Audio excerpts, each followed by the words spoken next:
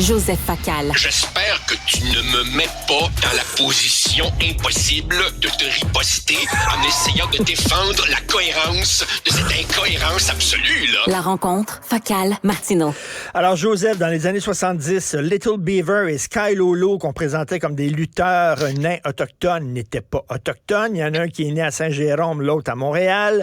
La militante Apache qui est allée chercher l'Oscar de Marlon Brando pour Le Parrain, il avait boudé les Oscars, il avait envoyé une Amérindienne. Elle était mexicaine, elle s'appelait Marie-Louise Cruz. Dans les années 70, il y avait une publicité célèbre aux États-Unis. On voyait un chef Cherokee pleurer en regardant la pollution de son pays. Il était italien, le gars. Donc, écoute, et là, c'est Buffy Sainte-Marie qui est absolument pas autochtone. Coudonc, il y en a donc bien des gens qui se font passer pour des Indiens. Alors, Richard, vu que tu as une culture encyclopédique en termes de fake identité, j'espère que tu m'aideras à résoudre une énigme qui me hante. Tu parlais de Sky Lolo. Je veux savoir quel était le vrai nom de Tarzan la bottine Tyler. Non, écoute, ça me rappelle mes après-midi devant le 10 à regarder la lutte. Écoute, moi, je tripais sur Vladek Keller Kowalski, qui devait probablement s'appeler Jean-Guy Poitras. Enfin, bref, peu importe. Non, mais c'est vrai. Au point où on en est rendu, vraiment, Richard, c'est le temps du coming out. Dis donc aux gens la vérité. Tu t'appelles Ricardo Martinez, puis tu es né au Pérou, et moi, je m'appelle Joseph Falardeau, et je suis né à Sainte-Geneviève de Batiscan. Non, écoute, réellement, là, on rit, mais c'est pathétique. Écoute, et puis, tu sais, surfer sur un mensonge pendant un demi-siècle, Écoute. alors que ce qui est invraisemblable dans cette histoire-là, c'est que des tas de gens savaient. Des membres de sa propre famille ont tiré la sonnette d'alarme. Tout était là. Et il a fallu un journaliste de la CBC, des décennies après que la supercherie ait pris forme pour commencer à tirer ça au clair. Écoute, ça ne lui enlève pas son talent, mais il est certain qu'elle s'en est servie pour faire avancer sa carrière. Autrement dit, voici quelqu'un qui très cyniquement a compris à quel point il pouvait être avantageux de prendre une posture victimaire, si tu veux.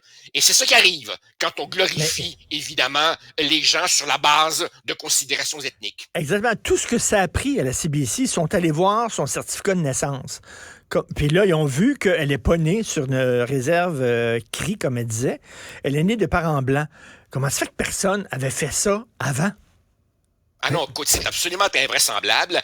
Maintenant, je crois que cette affaire aura peut-être, tu vas peut-être me trouver naïf, aura peut-être l'avantage de lever le voile sur quelque chose de beaucoup plus souterrain et beaucoup plus profond que le cas d'une artiste. Par exemple, Richard, pour ne prendre que le milieu universitaire, que je connais bien, à partir du moment où tu te dis autochtone, où tu te dis appartenir à tel ou tel groupe sur une liste préétablie de gens historiquement sous-représentés, maltraités ou tout ce que tu veux, là, tu as accès à des bourses, des subventions de recherche, des stages qui te sont réservés. Et tout ça, à ce jour, repose sur ce qu'on appelle l'auto-identification.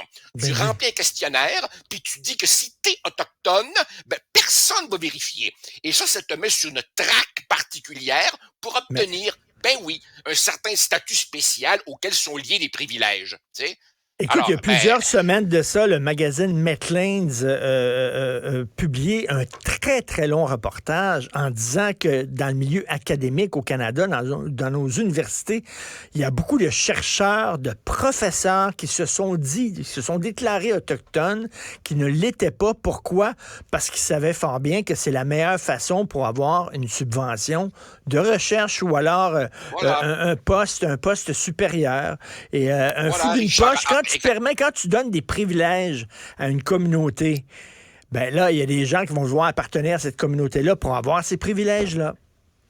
Évidemment, évidemment. Tu sais, Richard, on a beau dire, et c'est pas entièrement faux, que le mot woke, en quelque sorte, s'est élargi, est devenu une espèce de mot un peu valise à l'intérieur duquel on retrouve toutes sortes de choses. Mais fondamentalement, ce qui me frappe là-dedans, c'est à quel point une bonne intention, un bon sentiment, une bonne cause peut être instrumentalisé, Mais récupéré par des gens qui y trouvent leur avantage. Autre exemple, ces gens qui se sont fait un nom en devenant des militants de l'antiracisme, puis tout d'un coup, t'apprends qu'ils se sont formés une belle petite boîte payante de consultants qui se chargent de faire les formations en équité, diversité et inclusion dans telle entreprise, dans la fonction publique, dans telle administration. Autrement dit, le capitalisme récupère tout, notamment les bonnes causes, et il y a du monde qui ont trouvé le filon. Jouer la victime, ça peut devenir payant. exactement. Si tu es un artiste, un auteur, et là que tu découvres que effectivement tu as des ancêtres autochtones, ah ben là, ça te donne soudainement un vernis, ça devient cool. Et pendant ce temps-là, c'est l'Halloween demain. Et on va dire aux enfants, vous n'avez pas le droit de vous déguiser en samouraï, en mariachi, en chef apache. C'est épouvantable, alors que cette femme-là a fait carrière là-dessus et a fait gagner des prix internationaux. Écoute. Ouais. Puis on va Non, emmerder mais les tu peux, petits-enfants. alors, regarde, là, et si un artiste se disant appartenir à une de ces catégories qui sont vraiment maintenant dans le catalogue des victimes, et si un de ces artistes publiait un CD ou un livre absolument pourri, est-ce qu'on oserait dire qu'il est pourri? Ben non, on mettrait des gants blancs jusqu'aux épaules. Enfin, enfin. Tu veux nous parler des enfants? On nous dit que les enfants sont stressés, sont stressés. Qu'est-ce qui est stress tant que ça, les jeunes? Richard, je suis parti, si tu permets, d'un de tes propres textes. Tu disais l'autre jour que beaucoup de gens te parlaient de ta chronique intitulée Les petits Chris, dans laquelle tu parlais de ces enfants qui font la danse du bacon au centre d'achat, emmerdent absolument tout le monde et les parents les regardent comme ça d'un air attendri. Ce qui me frappe là-dedans, Richard, c'est on pourrait croire que dans l'esprit de ses parents, laisser l'enfant faire à sa tête est la voie royale vers le bonheur. Il sera épanoui, ta, ta, ta, ta, ta, ta. En réalité, comme tu viens de le dire, il n'y a pas, il n'y a jamais eu de jeunes aussi anxieux et dépressifs que les Z, les Y, les milléniaux. À divers degrés, ils sont obsédés par la crise climatique, le racisme, leur identité sexuelle, leur image corporelle, le jugement des autres, les tueries de masse, etc. Et je peux comprendre, bon, que par-dessus ça, on vit dans une société de performance. Bon, maintenant, alors là, mon problème, Richard, est le suivant. C'est que pour essayer de les protéger de ça, on a construit autour d'eux une espèce de culture de la sécurité, une culture de l'ultra-protection. Et je pense que, au fond, on s'est complètement trompé. Par exemple, as-tu remarqué à quel point les enfants aujourd'hui, contrairement à ta jeunesse et à la mienne, les enfants aujourd'hui n'ont plus de temps pour flâner. Ils sont organisés comme des ministres. On les inscrit à toutes sortes de patentes. Ils n'ont plus de temps pour eux-mêmes. D'un coup, qui pourraient avoir de mauvaises idées en faisant un petit peu à sa tête. Et j'ai le sentiment, Richard, en fait, je cite mes sources.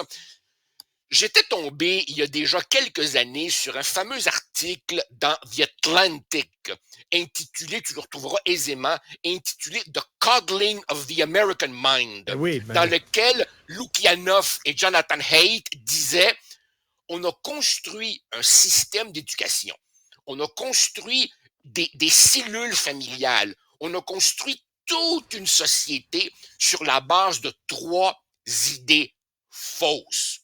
Idée fausse numéro 1, ce qui te menace, ce qui te fait mal, va t'affaiblir. Alors évidemment, logiquement, quand l'enfant voit une menace, qu'est-ce qu'il veut faire? Il veut s'en protéger. Comment? En la censurant. Les jeunes d'aujourd'hui ont le réflexe de la censure facile. Idée fausse numéro 2. Fais toujours confiance à tes sentiments. Non, non, tes sentiments ne résument pas l'univers. Il y a aussi quelque chose qui s'appelle la réalité objective. Alors évidemment, en disant à un enfant que ses sentiments sont rois, la conséquence, on la voit à tous les jours. Ils veulent que le ressenti devienne source de droit. Ah, parce que moi, ça me dérange, on va l'interdire aux autres. Et troisième idée fausse, que la vie serait un combat entre les bons, ceux qui pensent comme moi, et les méchants, ceux qui ne pensent pas comme moi. D'où, évidemment, leur extrême susceptibilité, leur hypersensibilité quand tu leur dis ce qu'ils veulent pas entendre. Ou bien ils éclatent en sanglots et se mettent à pleurer, ou bien c'est le méchant mononcle Martineau réactionnaire. Et je crois que tout ça explique largement les problèmes de nos enfants.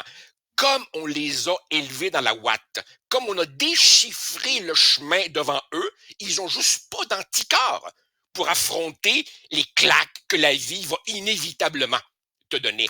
On fera face à de l'adversité. Et s'ils n'ont jamais été exposés à ça, s'ils n'ont jamais développé de mécanismes de défense, ben ça va expliquer leur anxiété puis leur stress épouvantable. Toi et moi, quand je jouais au parc, on mangeait de la boîte, on mangeait du sable et on développait des anticorps. Maintenant, un enfant a un petit peu de sable dans la bouche, c'est l'escouade du Purel qui débarque et toutes les mamans avec leur boîte de Purel, leur bouteille de Purel, et là, ils développent pas d'anticorps. C'est la même chose avec l'idéologie. On a des anticorps idéologiques et on ne permet pas aux jeunes de développer justement une résistance aux idées qu'ils n'aiment pas. Il faut préparer l'enfant pour la route. Il faut pas préparer la route pour l'enfant. Ça, c'est pas de moi. Je mets des guillemets. J'aimerais retrouver la source. Richard, je vais te raconter une petite histoire si tu me donnes 1 minute. OK. On retourne en Uruguay, mon pays natal. On est dans les années 40. OK? C'est mon père qui a vécu ça quand il était enfant. Alors, son père à lui, mon grand-père, construit une maison. Ils sont les nouveaux comme ça dans le quartier. Alors évidemment, mon père, qui était plutôt un nerd à lunettes, se fait un peu écœurer par les petits bums du quartier. Puis ils sont de l'autre côté de la rue, puis il la niaise. Et son père, mon grand-père, lui dit quelque chose comme « Je crois que le moment est venu pour toi de faire un statement. » Alors évidemment, mon père a compris, il a enlevé ses lunettes, il a tendu les lunettes à son père, qui les a rangées. Mon père a traversé la rue, puis a été se battre avec le bum de la gang d'en face. Message passé, arrête de m'écœurer. Autrement dit, ne comprenez pas de travers ce que je viens de dire. Là. Je dis pas que j'encourage les bagarres dans la ruelle, je dis juste que on peut-tu élever nos enfants dans l'idée que la vie est tough. La vie est faite d'adversité. Oui. Tu vas tomber, tu devras te relever. Il n'y aura pas toujours autour de toi un chemin, puis des gens prêts à t'accompagner. Puis non, il y aura des échecs professionnels, académiques, amoureux, ainsi de suite. Alors évidemment, si quand tu es tout jeune, tu t'effondres dans la première contrariété, mais quelle vie pénible t'attend? Des petits lapins qui vont se plaindre pour rien. Exactement. Joseph, 2 novembre, ce jeudi, le lancement de ton roman. On va s'en reparler. Je suis en train de le lire. C'est tellement bon. C'est vraiment bon. Tu m'impressionnes énormément. C'est le premier tome d'une grande saga historique. On va s'en reparler parce que j'ai plein de questions à te poser sur la rédaction de ce roman-là. Bref, avec plaisir. Merci beaucoup. Merci, Joseph. Super. Salut. On s'en reparle. Salut.